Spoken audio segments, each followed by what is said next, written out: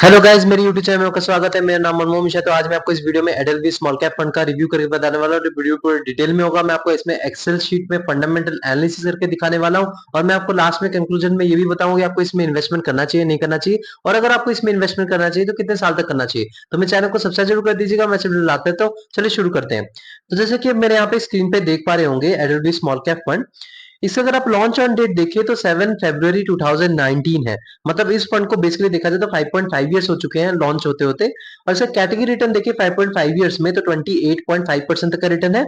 और इस फंड का देखें तो 32.48% का रिटर्न है। मतलब यहाँ पे अगर आप देखें तो इसने कैटेगरी को लगभग 3% से बीट कर रखा है। 3% ज्यादा आप मान सकते हैं। तो ये एकदम आप इसे कंसिडर कर सकते हैं कि बहुत बढ़िया है, क्योंकि देखिए कैटेगरी बीटिंग रिटर्न होना बहुत जरूरी होता है। तो यहाँ पे एक पॉजिटिव फीडबैक रहेगा कि ऑल टाइम में देखा जाए जिसने कैटेगरी बीटिंग रिटर्न दे रखा है। अब 5 साल का रिटर्न है तो 32.27% रिटर्न, और अगर इस फंड का रिटर्न देखें तो 33.5% का रिटर्न, मतलब 5 साल में ही बीट कर रखा है।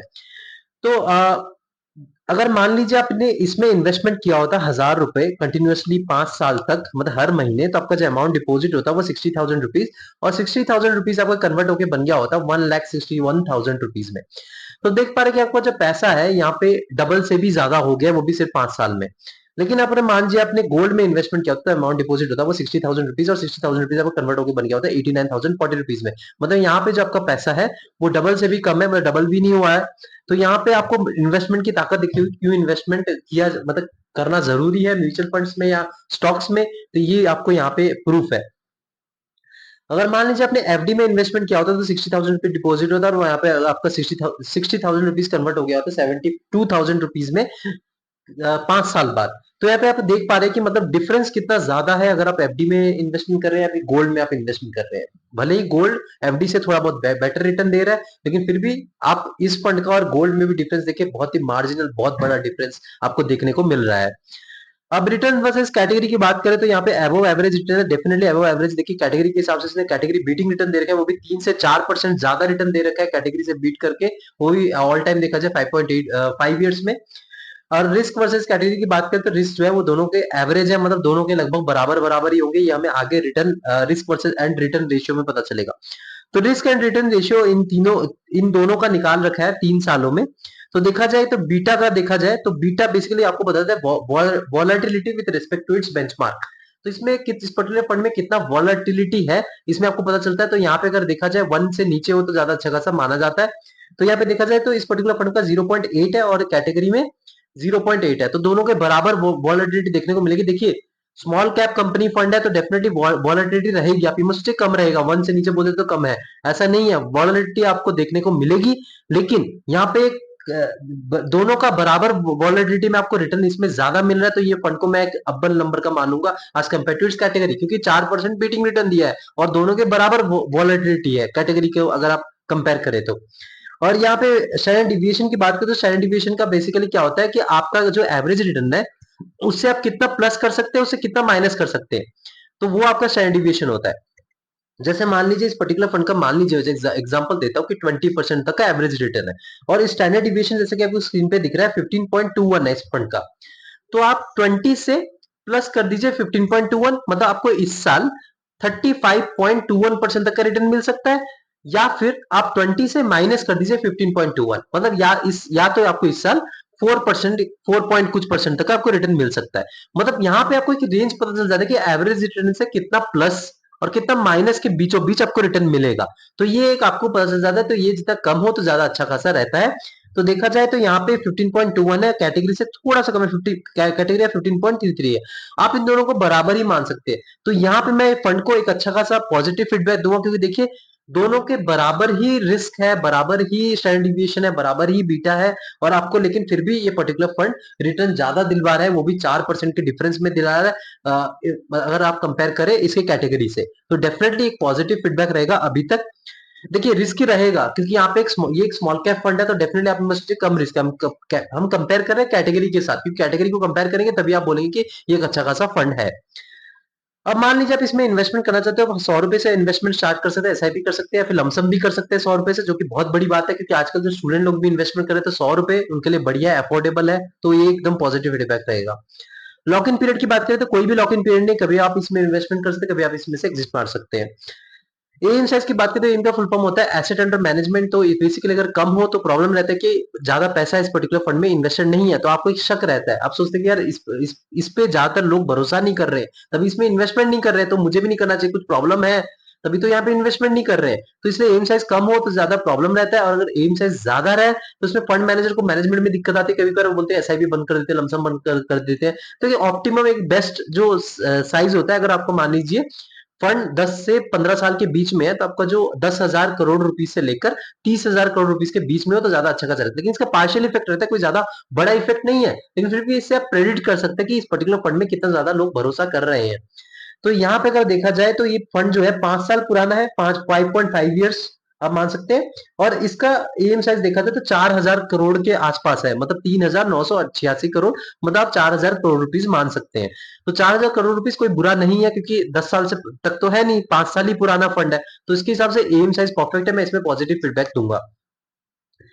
एक्सपेंस रेशियो की बात करें तो इसको मैनेजमेंट फीस भी कहा जाता है। तो आप देखिए, आप तो दिमाग लगा नहीं रहे हैं, दिमाग लगाने वाले आपके फंड मैनेजर है, वो दिमाग लगा रहे हैं, वो फंडामेंटल एनालिसिस कर रहे हैं स्टॉक्स के, उसके बाद अपने पोर्टफोलियो में ले रहे हैं और आपका पैसा इन्वेस्ट कर रहे हैं और आपको रिटर्न दिलवा रहे हैं। तो एज ए मैनेजमेंट फीस उनको पैसा देना पड़ता है, तो यहाँ पे एक हिस्सा देना पड़ता है। तो ये 1% से नीचे उसको अच्छा खासा माना जाता है, लेकिन मैंने एक सेट कर रखा है 0.7% से नीचे, क्योंकि देखिए लॉन्ग रन में 1% या 0.8% या 0.9% भी लाखों करोड़ों का डिफरेंस बन जाएगा, तो 0.7% से नीचे होना जरूरी है।